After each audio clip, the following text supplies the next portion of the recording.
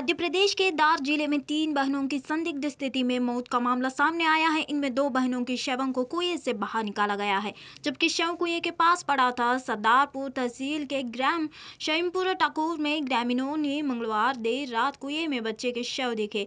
ग्रामीणों ने ही कुएं से शवों के बाहर निकाला। बच्चों के साथ इनकी मां भी थी, जिसकी अब तलाश की जा रही है। पुलिस मामले की जाँच में जुटी है। घर में पत्नी और बच्चों के न होने पर उन्हें शौक हुआ। उन्होंने बीवी और बच्चों की तलाश शुरू की। कुछ देर बाद ग्रामीणों ने बताया कि महिला को गांव से बाहर बाग से आम तोड़ते हुए देखा गया था। परिजन उस तौर तलाश करते हुए पहुंचा। इसी बीच एक बच्चे ने बताया कि कुएं के पास शव पड़ा है।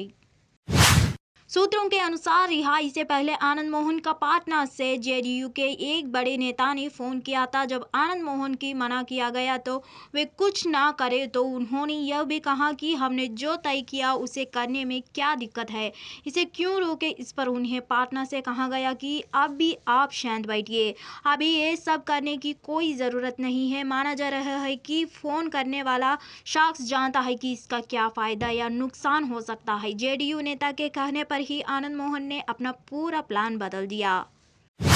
समाजवादी पार्टी प्रमुख अखिलेश यादव गुरुवार को दिल्ली दौरे पर पहुंचे।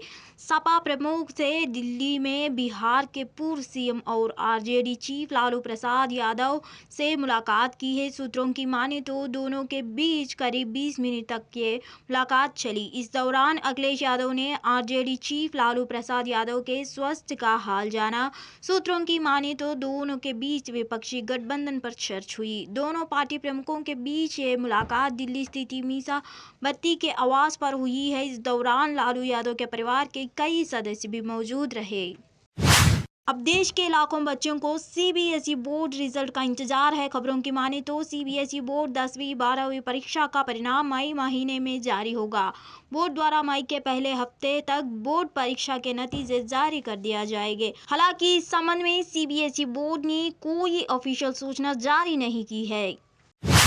सूडान की सेना और अर्धसैनिक रिपोर्ट सपोर्ट फोर्स के बीच गहन बातचीत के बाद 70 घंटे के युद्ध विराम पर सहमत बनने की मद्देनजर भारत ने सूडान से भारतीयों को निकालने के अपने प्रयास तेज किया। ऑपरेशन कावेरी के तहत भारतीय शरणियों को सऊदी अरब के जोधा शहर ले जा रहे हैं, जहां से उनकी देश वापस लाया जा रहा है। इसी बीच विमानन कंपनी इंडिगो ने कहा कि उसने ऑपरेशन कावेरी के तहत जोधा के लिए चार्टर उड़ान सेवाओं की पेशकश की है।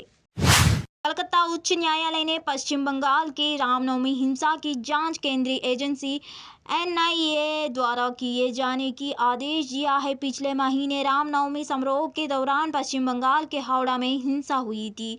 जिले में 2 समूहों के बीच झड़पें के दौरान कई वाहनों में आग लगा दी गई थी और पथराव किया गया था। साथ ही दुकानों में भी तोड़फोड़ की गई थी। हिंसा के दौरान कुछ पुलिस वाहनों सहित कई अधिकारों को नुकसान पहुंचा गया। इसके बाद भीड़ को नीतर बितर करने के लिए सुरक्षा कर्मियों को आंसू गैस के गोले दागने पड़े।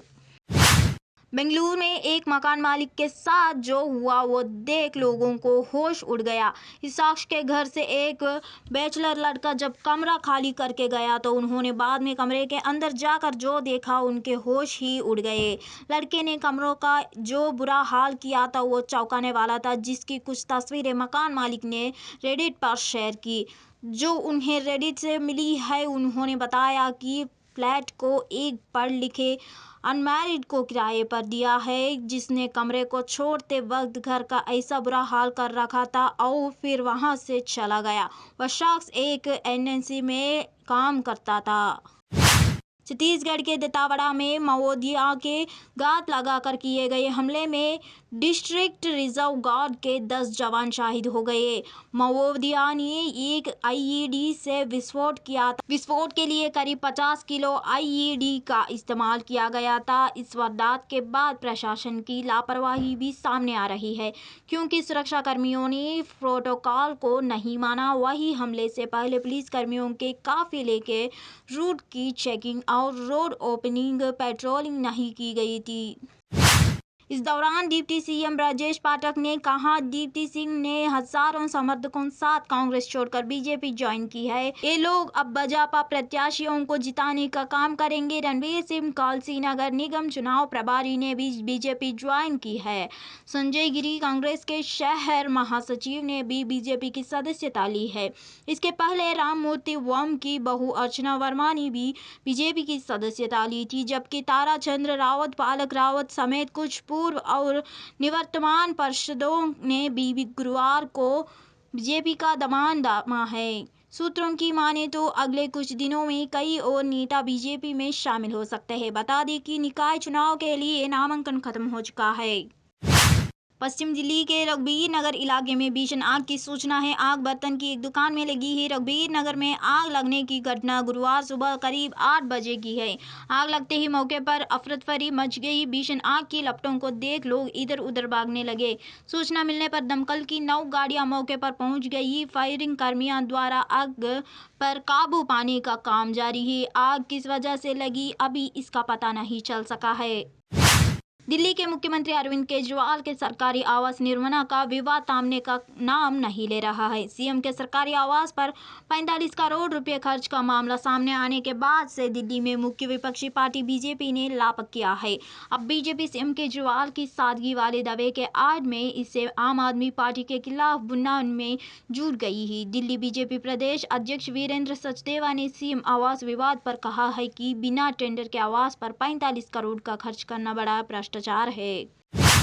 पंजाब के पूर्व मुख्यमंत्री और शिरोमणि अकाली दल के संरक्षक प्रकाश सिंह बादल को आज अंतिम विदाई देने के लिए उनके गांव बादल में बड़ी संख्या में लोगों का हुजूम उमड़ा हुआ है। इस दौरान उनकी अंतिम यात्रा निकाली जाएगी, जिसके लिए एक ट्रैक्टर ट्राली को फूलों से सजाया गया है। दोपहर 1 बजे बादल की अंतिम यात्रा शुरू होगी और घर से करीब 1 किलोमीटर की दूरी पर किन्ना वाले बाग में उनका अंतिम संस्कार किया जाएगा, जहां अंतिम संस्कार के लिए एक ऊंचा मंच बनाया गया है। फिर इस जगह को उनके स्मारक में बदल जाएगा।